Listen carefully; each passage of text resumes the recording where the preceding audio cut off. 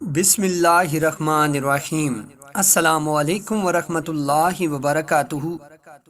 انسان کی زندگی میں کچھ ایسے لمحے آتے ہیں جب اسے محسوس ہوتا ہے کہ اب مزید انتظار ممکن نہیں۔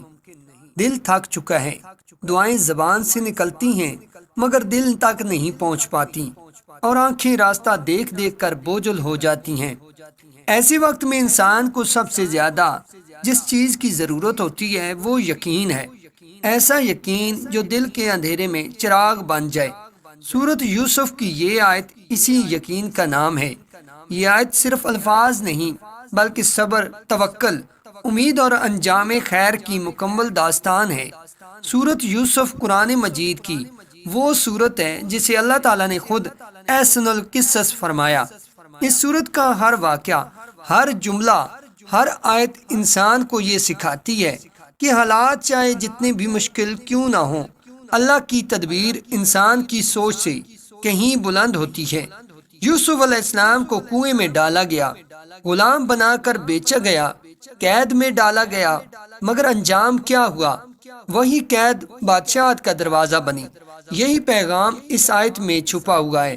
یہ آیت انسان کو یہ سکھاتی ہے کہ اگر نیت صاف ہو، دل میں کھوٹ نہ ہو اور صبر اللہ کے لیے ہو تو فیصلے زمین پر نہیں آسمان سے اترتے ہیں۔ بہت سے لوگ زندگی میں جلدی کرتے ہیں، وہ چاہتے ہیں کہ آج دعا کریں اور کل نتیجہ دیکھیں، مگر اللہ کا نظام وقت کے ساتھ چلتا ہے، اور جو چیز وقت پر ملے وہی اصل نعمت ہوتی ہے۔ سورۃ یوسف کی یہ آیت انسان کو وقت پر بھروسہ کرنا سکھاتی ہے۔ یہ آیت اس دل کے لیے شفا ہے جو بار بار ٹوٹ چکا ہو، جو ناانصافی دیکھ چکا ہو، جو اپنوں کی بے رخی سہ چکا ہو۔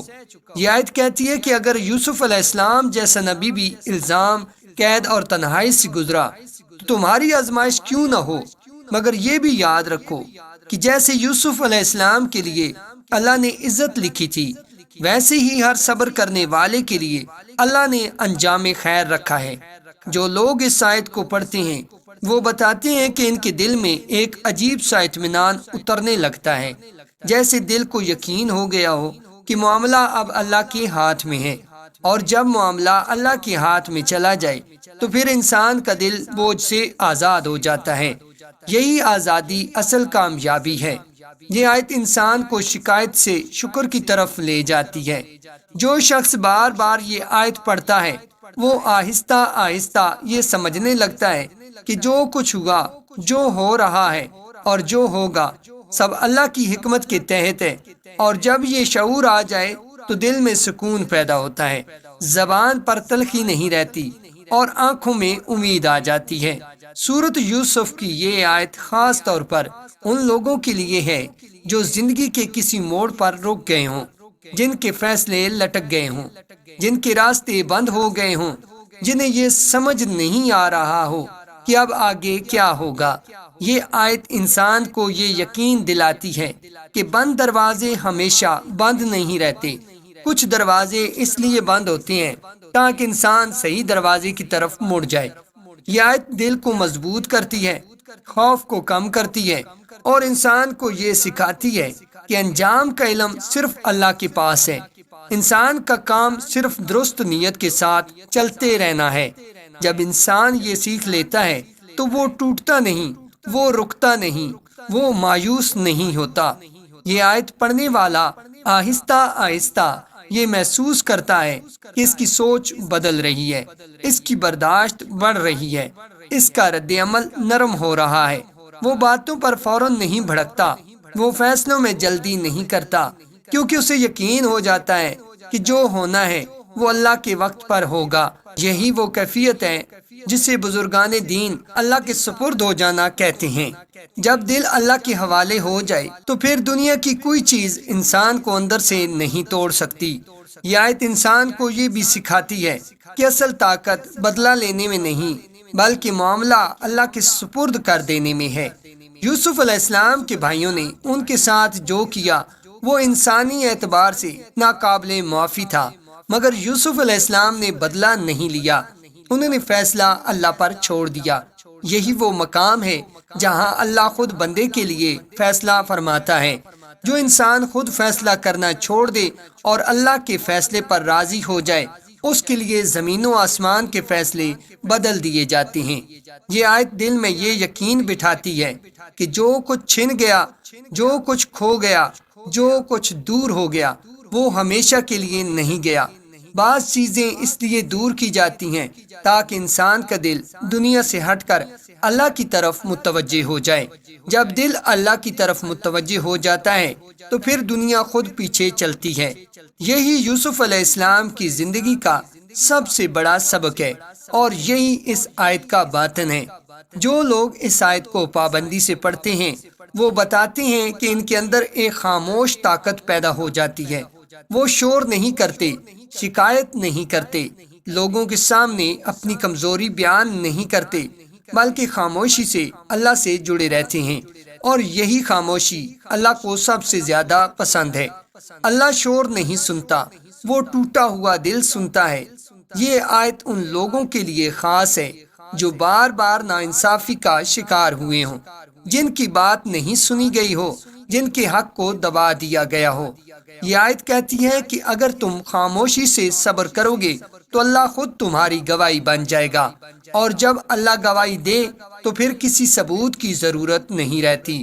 یہ آیت انسان کے اندر یہ شعور بھی پیدا کرتی ہے کہ ہر قید نقصان نہیں ہوتی، بعض قیدیں انسان کو اندر سے آزاد کرنے آتی ہیں۔ یوسف علیہ السلام کی قید نے انہیں اللہ کے قریب کیا، ان کے علم کو بڑھایا، ان کے اخلاق کو نکھارا، اور بالآخر انہیں وہ مقام دیا جس کا وہ خود تصور بھی نہیں کر سکتے تھے۔ اسی لیے یہ آیت پڑھنے والا قید حالات سے نہیں گھبراتا۔ یہ آیت پڑھنے والا آہستہ آہستہ یہ سمجھنے لگتا ہے کہ زندگی میں ہر تاخیر نقصان نہیں ہوتی، بعض تاخیر انسان کو بڑے نقصان سے بچانے کے لیے ہوتی ہے۔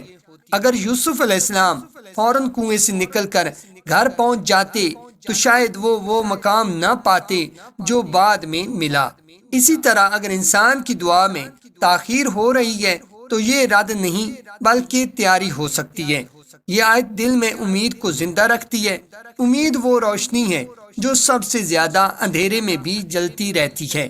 جو شخص امید کھو دے وہ سب کچھ کھو دیتا ہے، اور جو امید تھام لے وہ سب کچھ پا لیتا ہے۔ سورۃ یوسف کی یہ آیت امید کا نام ہے۔ یہ آیت انسان کو یہ بھی سکھاتی ہے کہ اللہ کا منصوبہ ہمیشہ انسان کے منصوبے سے بہتر ہوتا ہے۔ انسان کچھ اور چاہتا ہے، اللہ کچھ اور دیتا ہے، اور وقت گزرنے کے بعد انسان خود مان لیتا ہے کہ جو اللہ نے دیا وہی بہتر تھا۔ یہ آیت اسی تسلیم کا سبق دیتی ہے۔ یہ آیت پڑھنے سے دل کے اندر اللہ پر اعتماد پیدا ہوتا ہے، اور اعتماد وہ دولت ہے جو انسان کو اندر سے امیر بنا دیتی ہے۔ جس کے پاس اللہ پر اعتماد ہو وہ کبھی محتاج نہیں ہوتا، چاہے اس کے پاس دنیا کی کوئی چیز نہ بھی ہو۔ یہ آیت ان لوگوں کے لیے بھی شفا ہے جو حسد، بغض اور نفرت کا شکار ہو چکے ہوں۔ یوسف علیہ السلام نے اپنے بھائیوں کو معاف کر کے یہ ثابت کر دیا کہ معافی کمزوری نہیں بلکہ سب سے بڑی طاقت ہے۔ یہ آیت دل کو معاف کرنے کے قابل بناتی ہے، اور جب دل معاف کرنا سیکھ لے تو وہ ہلکا ہو جاتا ہے۔ یہ آیت انسان کو یہ احساس بھی دلاتی ہے کہ اصل عزت اللہ کے ہاتھ میں ہے۔ لوگ کسی کو گرا سکتے ہیں مگر عزت نہیں چھین سکتے۔ عزت وہی پاتا ہے جسے اللہ بلند کرتا ہے، اور یوسف علیہ السلام کی زندگی اسی حقیقت کی سب سے بڑی مثال ہے۔ یہ آیت پڑھنے والا انسان آہستہ آہستہ دنیا کی باتوں پر کم اور اللہ کی باتوں پر زیادہ توجہ دینے لگتا ہے۔